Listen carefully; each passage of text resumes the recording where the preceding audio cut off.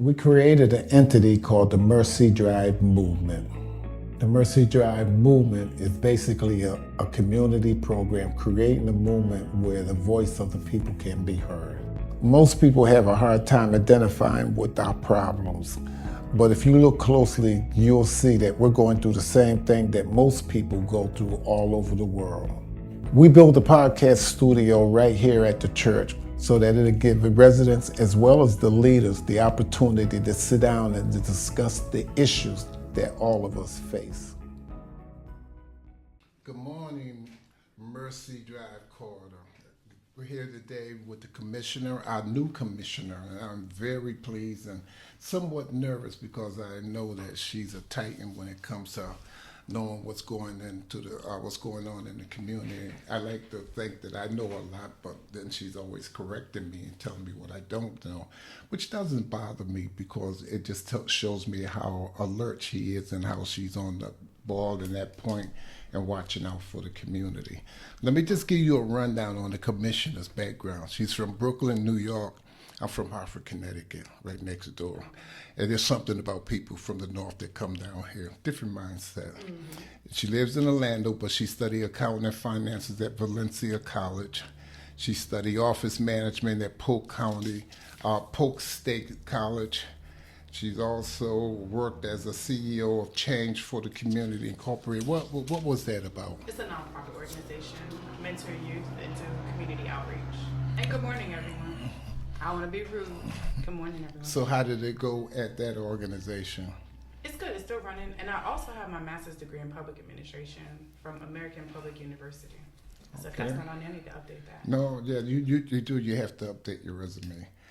She served as a youth council advisor at the NAACP here in Orange County, Florida branch. Is that still open and running? Yes, the NAACP Orange County chapter is active. Where's it active at? So most of their meetings are held at the new Heart of West Lakes building in the West Lakes community, 710 South Tampa Avenue. Okay, it used to be downtown. Their office was over there on Church Street at the City View building or in that complex. It's been a while since it's been there. See how far behind I am on everything. I only focus on Mercy Drive Court. I think you know that. She's our District 5 commissioner, which I was very pleased that she ran. I'm going to give her all the support that I possibly could because I just thought that it was time for new leadership, younger leadership, more aggressive and progressive, and being able to be a voice for the community downtown. Commissioner, I'd really like to jump in it because I know how busy you are and everything. I was browsing through the Orlando Business Journal article, and it was talking about the economically unstable zip codes. And the number one zip code in terms of as distress is 32805, which has 67.46% poverty rate. It has a 21% lack of education in regards to people graduating and going further on to school. And it's ranked number one in Orange County.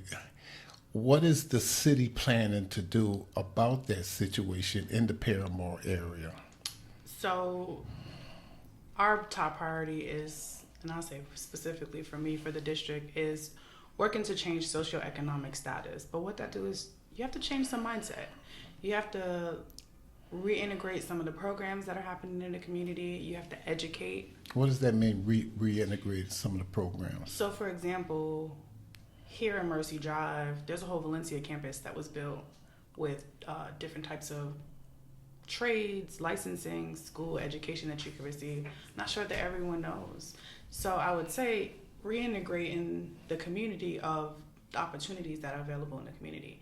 In downtown in the Paramore community, we have Valencia as well. We have a campus right there with a bridge to UCF. So it's really reintegrating and educating and just informing individuals of what is available for them.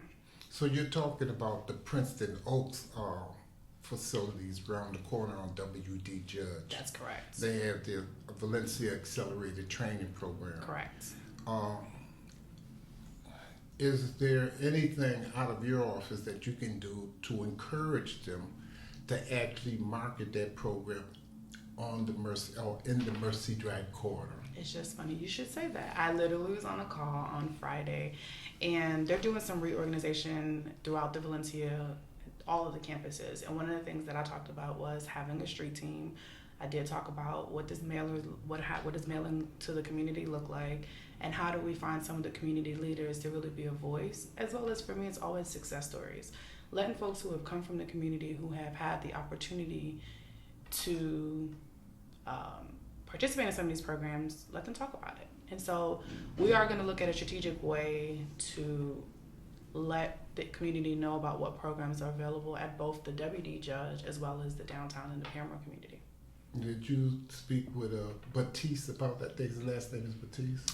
So I spoke to, so there are multiple campuses. Right. Specifically, I spoke to our downtown campus liaison, Leonard. He's our new executive director, he's the new executive director, and he oversees the downtown UCF campus, downtown Valencia Is campus. Mercy Drive part of the downtown campus, or is it included? It's not, but the Valencia leadership, they communicate. And so I will be going to each one, including having a conversation with the new president and figuring out how do we, I would say, spread the information to everyone, because the main campus is also, which is on Kirkman, is also in the district. Right. So I've had conversations with them as well to ensure that language is also a thing that's important, because we do have people who speak different languages. And so they talked about how do you change some of the literature and graphics to include the other languages, whether it's Portuguese, because it's a huge population in the Metro West area, or it's Creole. You know, there are Haitian populations throughout in different pockets. So there's a robust conversation happening on how we educate the community about what services are available. And that is going to be, or continue to be, my focus. I use my social media and my newsletter to tell everything I know. So if I know something is happening, this community knows. Whether it's a food drive, whether it's a health fair, education opportunities. And so I remind individuals and organizations something that they're not used to. You know, my social media is your social media. I don't even have to be a part of. But if you're having a program, if you're having something that can better the community, I would like to know and share that information. When you say the district, it appears that most of the funding is directed at the Paramore area as opposed to Mercy Drive. Mercy Drive seems to be the forgotten child.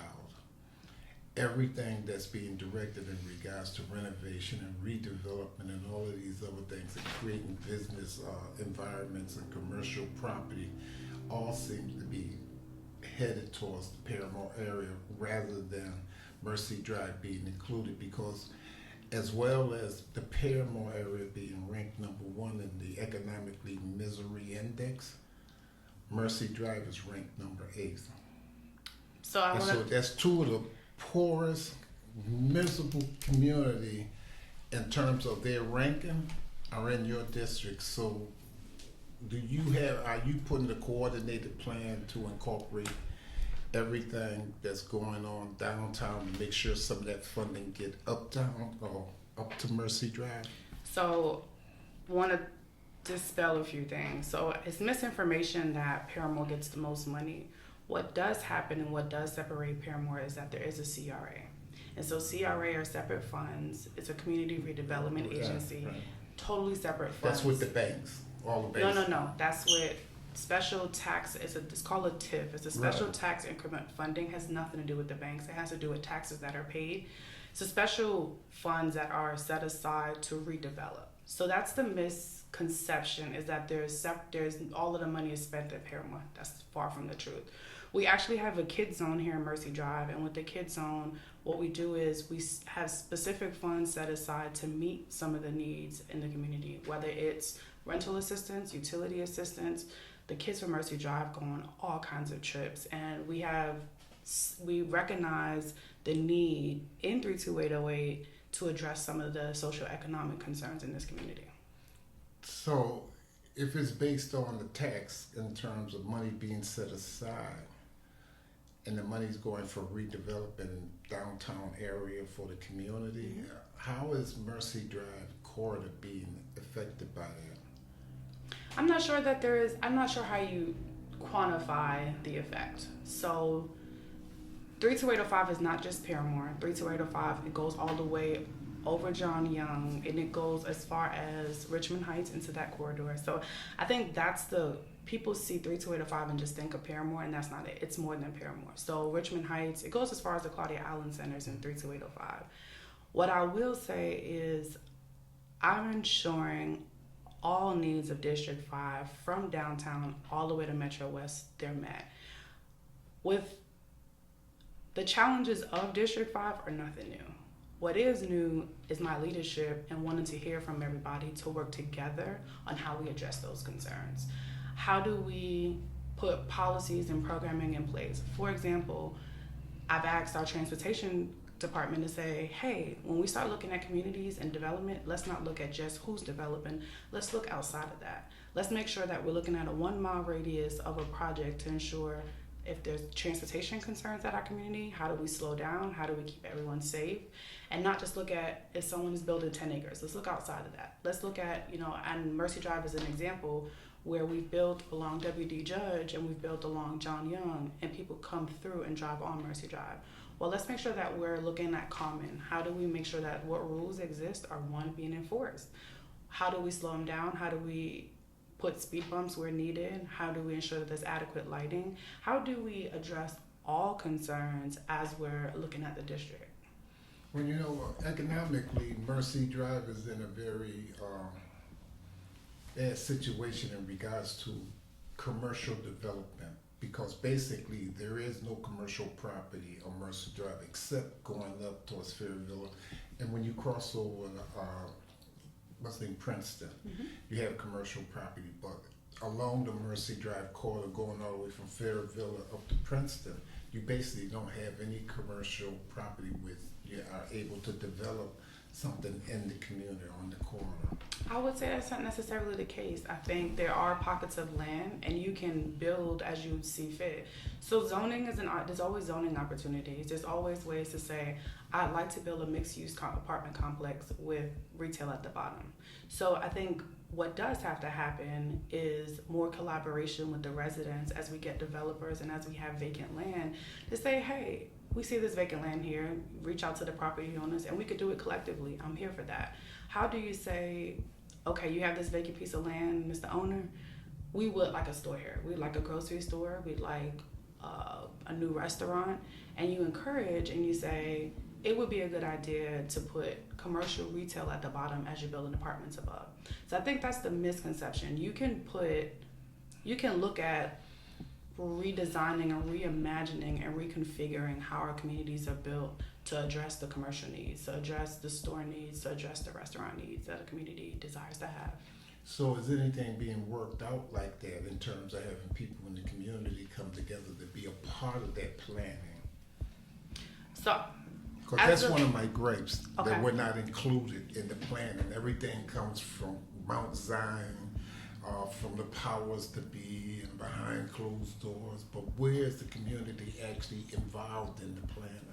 So I'll say this, a lot of the studies that were done as far as redevelopment in this community were before my tenure, but what I am committed to do is when there is new development, I am encouraging private developers. Number one, it's a requirement. All private developers must have community meetings and conversations before they even think about breaking ground. Like, that's part of the municipal planning process when you are rezoning or when you are trying to redevelop a piece of land or property. You have to have community conversations to let the community know what's taking place and kind of hear their input on what should and shouldn't be there.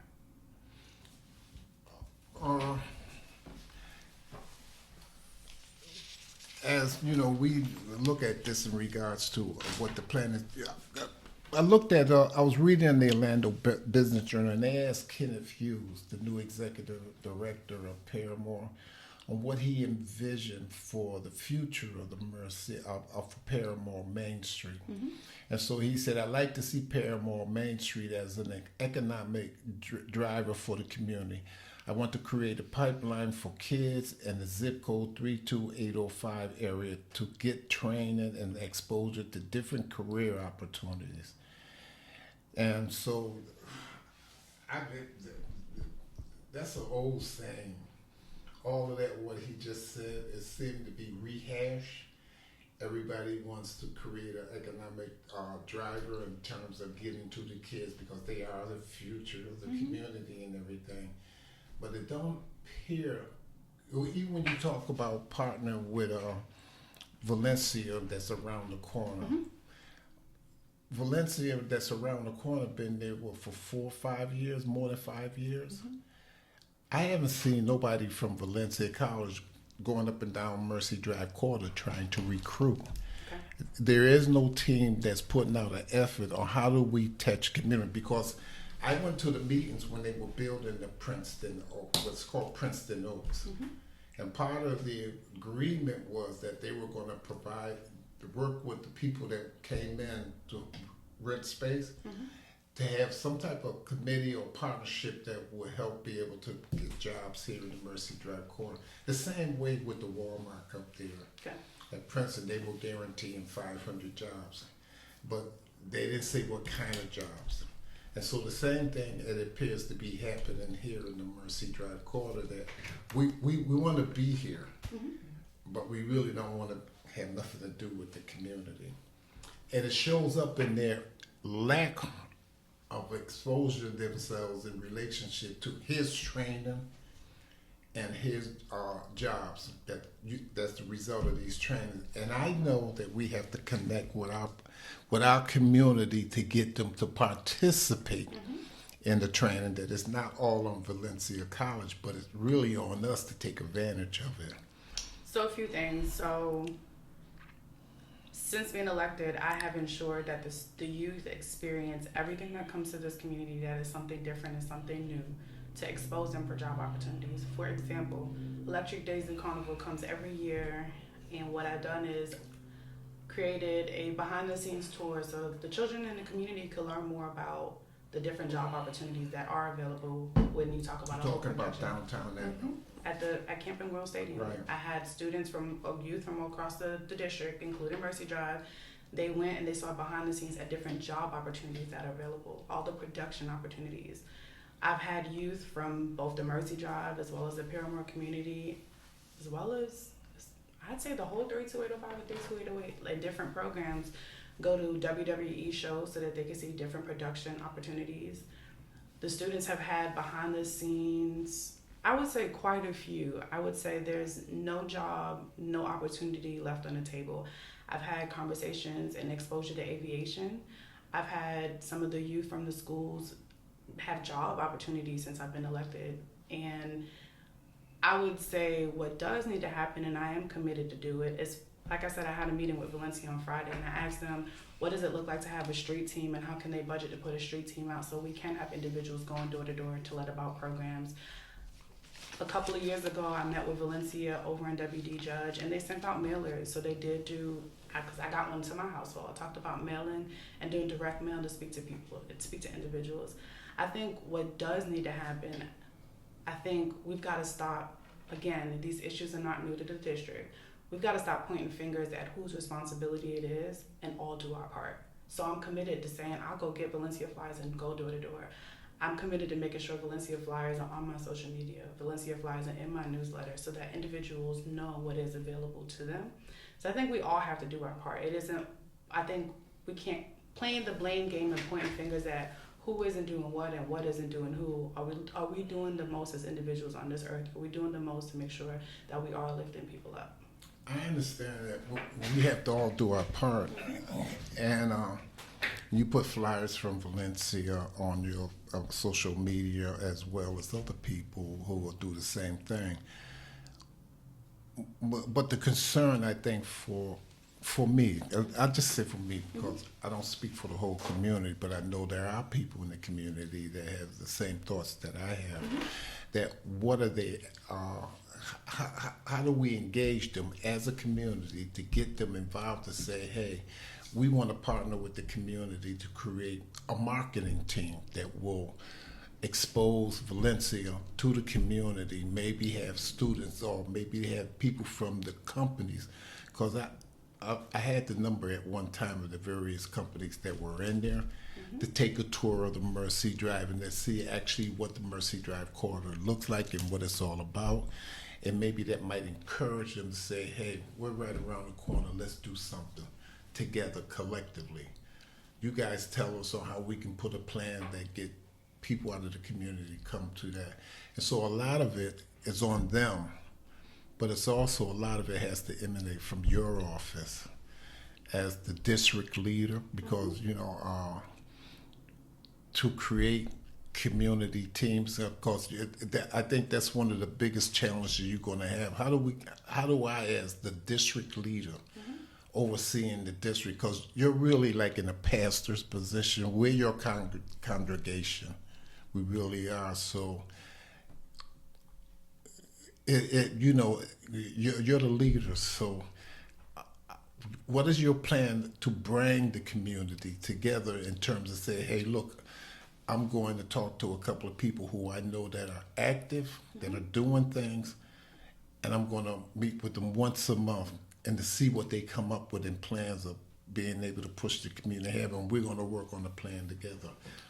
So the question was, so currently there are about between 29 and 35 neighborhood associations throughout the entire district.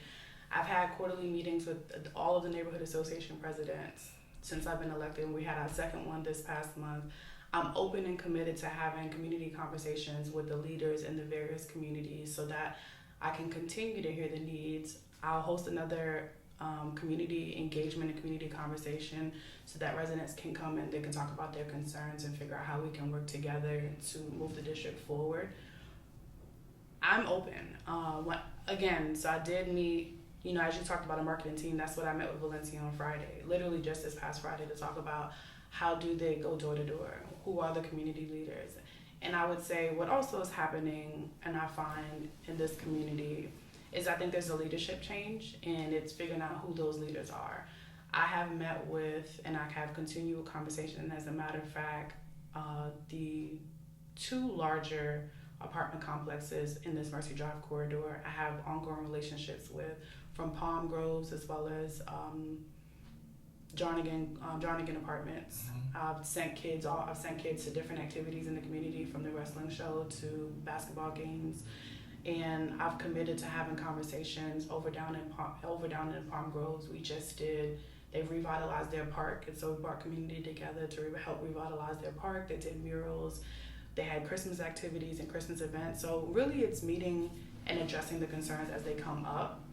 I met with all of the apartment complexes in this community and kind of talk about what their needs are. We've built a strong relationship with law enforcement to kind of figure out how do we address the concerns. So it's not a one-person show, and I'm not here to be a one-person show. Collectively, it's how do we come together and address the concerns. You've come to me several residents have come to me, including yourself, about slowing down Mercy Drive, as well as exposing the Mercy Drive Kids Zone programming. So I had staff go door to door in some of the communities and let them know with flyers about the Mercy Drive Kids Zone. So the commitment to hearing from the residents and addressing their concerns is a top priority. It's actually been something that I've been working on, but I'm open to more engagement. An engagement where you're actually getting the residents to do the work, like you said, flyers, social media. How do we get the community get out and say, not just from the homeowners association, which is basically these pockets where they have the residential as opposed to the rental properties. So how do we, what is your plan to get the residential as well as the rental together and say, hey, this is what the community needs, we need to get this information out? Is some type of team like that being developed? Because what you do, you're circulating those who live in the community that do the work. So is there anything in the works of getting something like that built? Yes, so I currently am, but I'm currently working on what information is available, and then we disseminate it accordingly.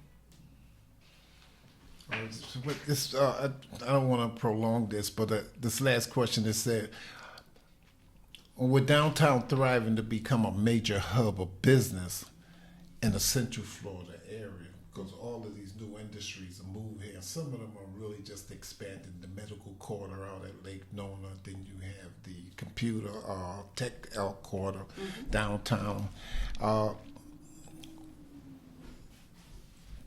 figuring out, because Mercy Drive being the stepchild in the offing of District 5, where does this community fit into all of these plans that are going on? I'd say educating and giving job opportunities. So one of the things that I've committed all private developers who come to my office and they're having a new plan that they need voted on is community engagement. What does it look like to have job fairs? What does it look like to ensure that RFP opportunities, which are requests for proposals, so some of these new developments, whether they're getting, some of them be electrical, whether it's plumbing, whether it's architectural design, ensuring that the community knows about it. So I'd say one of the big projects that are coming out of, and it's not out of City Hall, but that are coming into downtown is the West Court project. They've done their full due diligence with meeting with minority businesses and having an open forum. They're committed to having job fairs once they get all of their different parts of the project together. So they put out for RFP, they sent me a flyer to make sure that I could let the community know about RFP. What I think how the Mercy Drive corridor fits in that is ensuring that the job opportunities are available and they know about the job opportunities that are coming out. Like having job fairs here in the community? That's correct. Because there's no development that can happen in the Mercy Drive corridor. It's actually, are you talking Mercy Drive itself or are you talking about the whole corridor? Corridor, I'm talking about from Princeton, from Colonial to Princeton. So you're only talking about Mercy Drive itself? Mercy Drive itself. So that's not necessarily the case. There are a few development opportunities and there are a few developers that have come and discussed projects that they would like to do. We do have vacant land opportunities that do exist on Mercy Drive. So I wouldn't say that Mercy Drive, if you're talking just this street and you're not specifically talking about the corridor, because the corridor, in my opinion, starts on John Young, it goes W.D. Judge, it goes down and around Mercy Drive, and it goes to Colonial. So there are projects, I've met with a few developers who are going through the difference between buildable land and wetlands, because that is a thing in our corridor. So there are a couple of organizations who are looking to do different development, who are going through that process to figure out what they can build on and what they can't build on the land. And I think this corridor, I think that's a thing, and I'd say that's what some of the developers are looking at. What land is buildable? When you're on the corner of John Young, and as I said, John Young to Colonial, so there is a new apartment complex and development that's going on right next to the McDonald's on John Young and Colonial. So I said, if you're looking at the corridor as a whole, there are several opportunities, but if you're talking outside of, what's important is educating individuals about what opportunities are coming available. One of the things that I've asked the procurement office at the City of Orlando to do is ensure that we help those individuals who may be running a business to get their documents together so that they can apply for bids. We've had several community business opportunities to talk about different contracts that the cities are having. So educating the community has been a top priority since I've gotten elected and since I've been in this seat, and I'll continue to do it. I continue to host conversations with the community about contract opportunities, continue to have conversations and host job fairs. We've had, I think since I've been here, we've probably had about 6 or 7 job fairs that either between the city and some of our private entities have hosted in the community, and we'll continue to have them. When you talk about contracts of people getting their stuff in order, are you talking about being a certified minority contractor to be able to participate in some of these contracts as a set-aside program? So, as a subcontractor? I think there's multiple avenues to look at when you talk about contracting. You don't necessarily have to be an MWBE, which is a minority woman business enterprise. You don't have to be MWBE certified to apply for a contract. What I am committed to do, so you've got people who bake cakes all the time. They don't have their license. They don't have an EIN number. They don't. Correct. So my commitment is ensuring that individuals, and I say this to say, if you can check every box in submitting a City of Orlando procurement contract, I cannot guarantee you a city contract, but what I did do is give you the resources and the tools to be able to apply for contracts everywhere, whether they're with another government entity or whether they're with private entity. And we're going through that now with trying to get some certifications and creating some revenue streams here at the church. And we're finding out businessmen have become my new heroes, because I for the life of me, I can't figure out why you would want to do business in Orlando with all of these restrictions and everything else that they pile on top of your efforts in trying to get the permits changes on, or whatever the case may be. It's like navigating, navigating a maze. I would say, here's what I'd say. I think that there's a struggle with individuals accepting that they need help. And that's a fine line. Like, some people think that they go into something and they have all the answers. And I don't think that that's the case. I don't think no one person has all the answers. I don't have all the answers. But what I will say is, there is staff committed to helping any individual get from beginning to end. It's whether or not a person's willing to accept that help. It's whether or not a person's willing to say, Commissioner Rose got me to step one. I'm gonna go from there. I'm gonna make it to the end. I've staff in every department committed to helping individuals. It's whether or not an individual is ready and willing to accept the help that's being given to them. If you are willing to be allowing us as a city of Orlando to hold your hand through the process, I can tell you, I can tell you that happens. Why? Because I'm a living proof of it. I used to work in the permitting office, and when individuals would come in, when I was in the City of Orlando permitting office, when individuals would come in and let me walk them from step one all the way to the end, they would be successful in the process. But it's those individuals who think that they took a piece of that information and they could run with it and they got it just from there. No, I think what doesn't happen is accept that we're here to help and we're not here to make things difficult. What we are here to do is also learn the areas that are struggling and say, dang, I didn't even know that was a thing. For example, one of the things that I have committed and I reminded staff is English is not the only language in the city of Orlando anymore. Creole is a language Mandarin is a language, Portuguese is a language, and Spanish is a language. So we've started looking at how do we put out information in different languages so that we are getting the message across. So I think that's the hardship. Individuals have to be willing to say, you know what, I am going to take the government help. I hear that often. Well, I don't feel like the government is here to help. Yes, we are. You just have to be willing to let us hold your hand through the entire process. And the moment that you go off, come back to us, right? I don't want anybody to feel like they started the process, they think they got it, and they could just go off on their own and we're not going to help. No, that's what we're here to do. Government is here to help. We're here to serve. Like, that is what government as a whole, that's what I'm here to do. I have people call me about, you name it. Let me hold your hand and let me help you through the process. A couple of weeks ago, I was in a community and I was meeting some of the residents. Just a random day, I said, let's go meet some of the residents. I had a young lady look me in my face and she said, I really think it's time for me to go get counseling. And I was like, okay. I said, are you ready? She said, I don't know. I said, here's my card. When you are really ready, call me, email me, text me. About, I want to say it was literally 3 weeks later, she sent me a message. I'm ready now. Can you help me?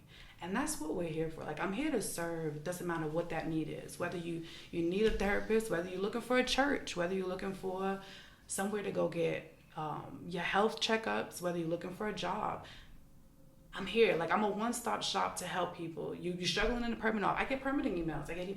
I'm stuck in this part of the process. Okay, well, let me help. Let me get someone to hold your hand, because that's what we're here for as a government. We're here to serve. But I'd say one of the things that everybody has to realize is we don't know everything. Like, some people say, oh, I know y'all have to know that pothole's been there, because that pothole's been there forever. Did you report it? Because if you didn't report that pothole, you're assuming that we know.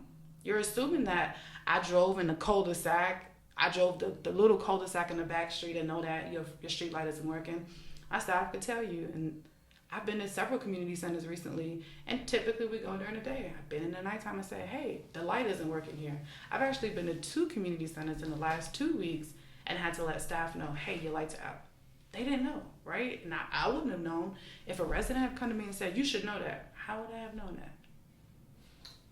Well, all in all, and I want to close with this being a pastor, we'll have 3 closings. Which one are we on now? No, but in closing, I just wanted to say this, because as I listened to you speak, I worked for an Italian family for 11 years, and my job was political media consultant. But I found out through all my years of experience, and I'm at that age that I don't tell nobody no more, but one of the things I find out that the problems in the community basically is us. It starts with us. We don't speak up. We know what's going on, but we don't say nothing, and yet we are anxious to see something that happen. It's almost like the man that laid by the pool for 38 years. And I'm a firm believer he could have crawled an inch or a week and got into the pool. But it's basically the education of the community. And you hit the nail on the head. And that was the reason why I came out and I encouraged you to run. I came out and encouraged you and try to do whatever we possibly could to help, because I think that's something you identify. And I think that's going to be your biggest challenge. Not figuring out what the city's doing, but basically figuring out how you connect us with the city and getting the city to notice the communities. I don't call it a challenge. I call it an opportunity to do what I was elected to do. And that's Okay. I call it an All opportunity. right, Commissioner. Listen, I don't call it a challenge. It's an opportunity for me to serve, right? So I live in Paramore. So Right. I tell folks, like, I could tell you the issues in Paramore, right? I would say that I think what everyone has to do is let go of the past, right? Just let go. Right. And if you let go and say, well, no one's ever done anything, okay, well, I'm here. What do you need? Right. I think that, like, that's my message. That's my takeaway. I think this community has to let go of the hardships, let go of what hasn't happened, let go of what you asked for and you didn't get, and say, here is a new beginning and a new opportunity. And someone who cares about this entire district, from Roslyn to Hiawassee to Conroy Road, and I'm going to go to Princeton because it's some areas and some pockets are, but from Princeton to Roslyn, to Conroy Road, to Hiawassee, I want everybody in the community to know, like, I'm here to serve. While I am only elected for District 5, I serve this entire city. When I go to council, I'm not saying, well, that's not a District 5 policy. I'm not voting on it. Because I vote what on impacts of a Correct. district impacts us. I'm too. voting on every policy and every rule that impacts this entire city. I'm here to serve this whole city. I'm here to say, how do we move District 5 and the city of Orlando forward? What are we missing? What can we do better in? I'm here to serve. I'm here to assist everyone, whether it's the residents, whether it's a renter, whether it's a homeowner, whether it's a business owner. I'm here to serve. Like, I'm here to serve this entire constituency from one end all the way east, all the way west, all the way north, and all the way south of District 5. That's why I said your position is like being a pastor. We're your congregation. And in light of that, Scripture says, I come not to be served, but to serve. Mm-hmm. And that appears to me that what seems to be your commitment and dedication to the community. This commission, I'm so grateful you came today. And if there's anything that we here at the Heart of Mercy Drive Ministries can do, we're at your beck and call. Whenever you need us, we're going to be there. And vice versa. There's things that I can help with along the process. You let me know. Some things are in my wheelhouse and some things don't. In the coming months, I am committed to educating, right? There's a difference in the different levels of government. And so folks think that I have willpower to do something. For example, if you have an animal that's in your backyard, that's not the city. You got to call the county. So I'm going to spend some time over the next couple of months educating individuals in the community to know the difference of government. When you talk about, I'll use another example. Animal is probably the biggest one I can think of, but pest control and mosquito control, that's not the city. That's the county function. So we will be spending time coming out of my office. I'll spend some time telling the separation of government and the government powers and who does what. But I'm here to serve, right? Bring me your concerns. Let me help you get to the right person. Whether you have, it doesn't matter where you are. And I think that's also a thing. Educating individuals. Look at your street sign. If your street sign has an orange, you're in Orange County. And that's a basic. If your street sign has an orange in it, you're in Orange County. If it has a blue fountain on it, you're in the city of Orlando. Doesn't mean it doesn't stop where I can help you, but I don't want you to feel when a person comes and say, I need your help. Well, you're in the county. Well, here's where I'm going to have to push you off. So there's going to be a lot of education that's going to come out of my office in the coming months. So folks understand I am here to serve. I am here to help. But let me tell you where the line is of what I can and can't do and while I have to pass you off. I'll give you another example. People call me about school issues. I'm like, sorry, it's not me. But I'm going to stay on this email thread or I'm going to copy you to the school board member and the school district because that's not my lane. And there are lanes that we have. We do a lot of collaboration and connection, but let me take you to the right person. And I'm here to help. If I can't solve it, I'm here to help along the process of getting things solved and getting things done in this community. one last question. What's your network building looks like? Is it developing? What's my who? Your network, is it developing? What do you mean developing? Gaining influence in relationship that you can say if I come to you and I say I need a job, you can pick up the phone and call somebody I would that you know that has a company that's looking for, you know what I'm saying? It's not what you know, it's who you know. I would say my network is socioeconomic changes, and that means that covers everything. Whether it's you need food, I know where to send you. You need clothes, I know where to send you. You need a job, you need training. You're a business that's struggling, you need to know where to go to get some assistance. So I would say maybe, I won't say development because that's not necessarily it, but community connection is what my network is. Being able to connect individuals to their needs. Commissioner, I want to thank you. And Mercy Drive, you heard it here. Our commissioner has built up a network, so whatever you need and you need answers, just call the commissioner. 407-246-2005. And she will get right back to you if you don't talk with her directly. Thank you, Commissioner. No Appreciate problem. it. Thank God you. bless.